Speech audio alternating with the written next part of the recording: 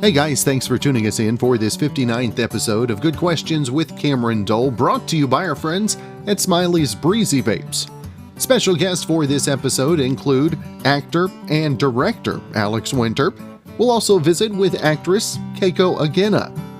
And we'll wrap up the show with a Flashback Friday interview, archived interview from a couple years ago with Jenna Elfman as Dharma and Greg was first released on Hulu. Of course, if you would, please take the time to subscribe, drop a like, comment, leave some feedback, and share with your friends. Again, our sponsor for the episode is Smiley's Breezy Vapes at 313 Falcon Road here in Altus. They always have red basket specials, plus some great specials coming up for the Christmas season. Stop in and see them at 313 Falcon Road. You can also find them on Facebook, and you can visit them online at smileysbreezyvapes.com. Our first guest for this episode, you know him from Bill and Ted's Excellent Adventure and also the latest Face the Music. He also has a documentary that's available right now, Alex Winter. We'll be talking about that documentary, Zappa. First off, Alex, thank you so much for taking the time this morning. Thank you. Yeah, it's good to be here post Thanksgiving crush. And you can use an interview tour as No Black Friday, right? That's right. Yeah, exactly. Now, Alex, of course, folks know you from Bill and Ted and 2020 Zappa. You have a directorial movie that was supposed to come out at South by Southwest this year. Is that correct? Yeah, that's right. Yeah, with COVID, all of our festival run got canceled, so we kind of changed course and decided to get the movie ready to go and put it out into the world a little early. And Zappa available now. This documentary, I wanted to, Alex, what was it about Frank Zappa and the whole Zappa story that really incited you to get this work put together? Well, he's just an incredibly interesting guy. He was a great musician. He had a lot of beloved fans, but he lived a really extraordinary life, and it always struck me as someone who today's generation would really respond to. He was funny. He was politically active. He was really smart, but he really lived this extraordinary life. And I just think on its own, whether you know Zappa or not, it's a really compelling story. And as you got started and you get doing the research and the behind the scenes stuff, was there anything that maybe sparked you and you were like, okay, we did the right thing by getting started on this? Was there maybe something in the early going that was like, okay, yeah, we made the right decision? Well, we had access to Zappa's vault, which was extremely expansive. It was basically all the work he'd been collecting along the course of his life. So we found stuff down there, lots of it that no one has ever seen. Footage of him with Hendrix and Eric Clapton and Joni Mitchell, but also just amazing stuff of behind the scenes of a man making art and being out in the world all through many generations from the 60s through the 90s. So it was kind of a treasure trove every day. And what do you think? Do you think Zappa, his whole legacy is maybe a little mess because of not having the social media and everybody knowing everything everybody does? Do you think that maybe some of the stuff that he did was unable to be shined a light on because of that? Sure. I think that, he died in 1993, so it's a long time ago in terms of how much change has happened in the world since then. And he made so many albums that a lot of more albums have been put out after his death of his music. But I think in the digital age and the social media age, it's easier for a lot of fans to access someone who's made that much work, because you can just pop on YouTube or pop on something and find almost all the work at once. So we really felt it was a good time to make this movie and get it out and give people a sense of who this guy was. And also to let folks know that to get involved. And what do you think the biggest misconception about Zappa and maybe some of his work is in your findings? I think that it was inaccessible or it was weird. I think that even the kind of aggressive music is still really beautiful and accessible. So I think that Zappa was a much more accessible artist. He was really brilliant and in some ways complicated, but he was a much more accessible artist, I think, than people imagine going in. And with it being 2020, also involved in another project that was obviously had a huge following, the new release, Bill and Ted's. What was Alex? What was it like getting this one back out there and getting the feedback from the fans as well? Well, we really wanted to make this movie. Keanu and I loved the idea that the writers had Chris Matheson and Installment, and they pitched us this idea about 10 years ago over dinner one night, and he and I never thought we were going to make another movie. We never really felt we needed another one, right? But the script was really great. We loved it, and we really wanted to get involved. So we all worked really hard to get it made. It was really gratifying for us to get it out to the fans and see the response being so positive. It was really great, and we're really grateful for it. But it was not without a lot of elbow grease. and Alex, 2020 being what it has been, obviously yesterday was Thanksgiving. What have you found to be thankful for in 2020 that maybe you would not have thought of before? Gosh, yeah, this year has really been a head spinner, right? I think that I'm grateful. I'm most grateful that my family and my friends are all healthy and well. It's been a pretty rocky ride with the pandemic, and I'm just glad that everyone has stayed safe, and that everyone within my orbit. Certainly, I think we all know people who have gotten it at this point. I've known some people who have died from it, but I'm grateful that my family and friends have been okay, and that we've all got through this year in one piece. And I'm looking forward to a slightly less turbulent 2021. That's what we're all hoping for, isn't it, Alex? Yes, yeah. And again, check out the documentary Zappa. And Alex, want to make sure and let our listeners know where they can find more information about the documentary and everything else you got going on as well, my friend. Yeah, the movie is Zappa is out now on VOD, so you can really watch it anywhere, Apple, Amazon, pretty much anywhere. If you go to the zappamovie.com, you can find all the places to watch it. And Bill and Ted is out there too. It's a really fun movie, even if you haven't seen the previous two. So got a couple of things out there for people to watch safely from home if that's what they want to do. There you go. Well, Alex, great to visit with you. I hope you enjoy your holiday season, and hopefully we can catch up in the new year, my friend. Likewise. Thank you so much for having me. Again, thanks to our sponsors, Smiley's Breezy Vapes at 313 Falcon Road. They do have some Black Friday specials going on today, but those are just about up, so check them out on Facebook and online, Smiley'sBreezyVapes.com. They do have new Hardware Plus, the largest selection of disposable flavors in Southwest Oklahoma. Stop in and see them, 313 Falcon Road, or give them a call, 471-VAPE. That's 580-471-8273. Our next guest is in the series Prodigal Son. We'll be visiting with Keiko Agena. You might remember her from her time on Gilmore Girls. First off, Keiko, thanks so much for taking the time to be back on the show. Oh my gosh. Thank you for having me. I'm glad to be back. And the show Prodigal Son obviously got a new episode coming up on Monday, and this is how excited are you about the feedback, the response from the fans that keep the story going? Oh my gosh, my jaw is dropped. We have the best fans. They're called Prodigies. Also, by the way, if anyone wants to join, #Prodigies is the official Prodigal Son team. And the response has been so great, and the fans already, even on our first season, have been so loyal. We're grateful, believe me, every single one of us.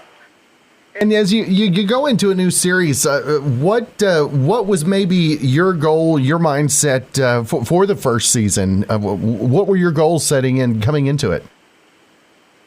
I think I just wanted to honor the truth about this person. And I know it sounds funny to say it, because if you've seen the show, the person that I play is very extreme in some ways. She's very obsessive, and she's over the moon in love with the lead character. But But I just wanted to make sure that for myself, everything that she said or did, even though it's just blurted out of her, was what you really felt. And so I think that that's kind of grown a little bit over the course of the season, and especially what comes up in this upcoming Monday, we'll get to see more about her. And I think that was my goal, and it's still my goal as we kind of move forward in the season. And how cool is it? You talk about the upcoming episode, some of the guest stars that come and are a part of the show. What's it like to be able to work with them on a short-term basis as well? You know, the series regulars talk about how fortunate we've been to have the guest stars that we have come in. Just even in the one that's coming up on Monday, we have Anna Gasteyer that's coming in and does a lovely job in playing one of the suspects. And just, being in New York has been such a pleasure, too. Everyone who's come on the set, it's such a great a city to find actor talent in. Mm-hmm. And what can we expect from the upcoming episode? I know that it's going to be a major shift and a major role for you coming up on Monday as well. Yes, because Adrisa Tanaka, who's the medical examiner, we usually see her either in the morgue or at the crime scene, which are two of her favorite places. But she finally gets to be out of her scrubs and out of her medical examiner jacket and in, civilian clothes for once, and is undercover out in the field with the team. And so that is a real different environment for her, and we see her kind of confront things that she hasn't had to confront before. Some awkwardness, some laughs, some truth about why she does the things that she does. So all of that, it's a pretty packed episode as far as Adrisa goes in Monday. And then besides that, a lot of the stuff with Martin, who we left in a cliffhanger, having been stabbed in the last episode, we kind of really get into his mindset and flashbacks when he's not in prison. And it's good. It's great stuff. So that's all in episode 115 too. So we talk about the guest stars, but the everyday stars you get to work with, what's it like and how is the camaraderie gelled so far here in the first season? I have to say, I love it. I love these people. We have, especially because Lou and Bellamy set such a tone of like being veterans and just grateful and joyful every time. And Tom setting such a great example as the lead on our show that the mood is fabulous being here. And people are funny, too. So it makes the in-between when we're taping just enjoyable to be around. So what has been the best moment? Obviously, trying to be a bit more serious. How hard is that at all times? I mean, especially you talk about the in-between times. Is it hard to get back into character after having the goofs, if you will? Oh, you know what? I love it. I mean, the days are long, but I love that feeling, the rhythm of filming, where we do have the breaks, but when the pressure is on, you can call it pressure, when the cameras are rolling and the moments are caught. I mean, I always say that we're all of us, this big crew, all of the writers, all of the producers, we're all just trying to capture these moments. Everybody's working just to capture these moments, and that's such a magical, special thing. So it's always exciting, I think, to be on the hunt for those.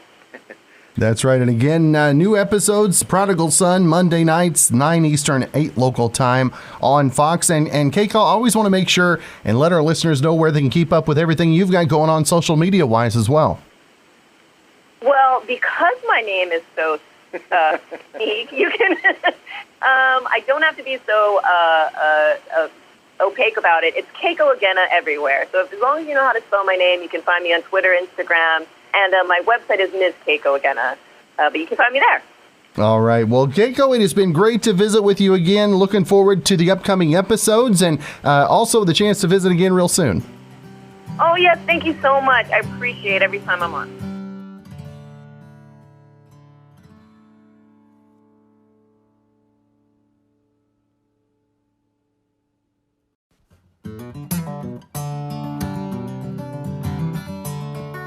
Again, thanks to Smiley's Breezy Vapes at 313 Falcon Road. Got lots of Black Friday specials going on today, but check them out online at smileysbreezyvapes.com. You can also visit them at Facebook at Smiley's Breezy Vapes.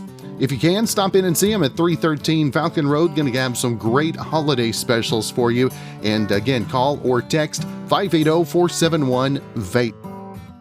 Our final guest is a flashback interview archived a couple years ago at Jenna Elfman. We talk about the release of Dharma and Greg when it was first released on Hulu. Jenna, great to visit with you again, my friend. You too. Thanks for having me. I have been pushing to make Dharma and Greg available for these next generations for so long, and I'm so thrilled that it's finally out there.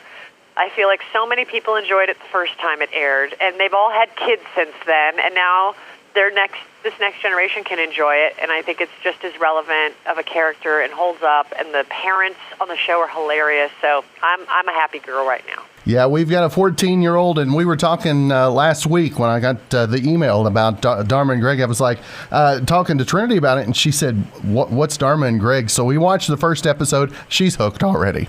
Oh, that's so great. That makes me more happy than you have any... Oh, my God. I'm thrilled. I love hearing that, though, because this next generation's exposed... This is the social media internet generation, and they have such a different view and connectivity to the world. And to hear that it works for her and she relates and is interested thrills me.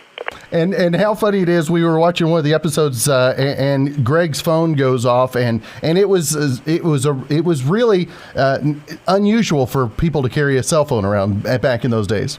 Mm-hmm. Yeah, and then Dharma's like, Greg's pants, he's not in them right now. Now, how excited are you to offer that to folks? And also, what does the character Dharma really mean to you on a personal level? Yeah, well, like I said, I'm just happy it's available because I've had fans asking me for so long, can they get the... Because I pushed to have season 1 and 2 available on DVD that was on Amazon, and I've just been pushing for streaming, and so for me, I'm like, I couldn't be happier, like I said.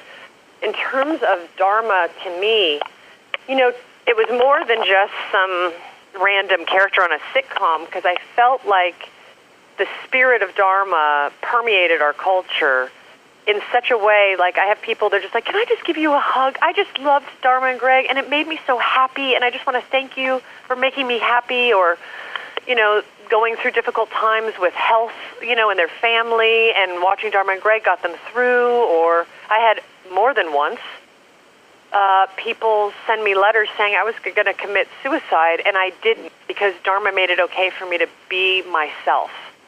So I felt like the relevance and beauty of Dharma permeated on a deeper level than just mere entertainment. Mm-hmm. And so that's why I feel like having it continue to live on is important.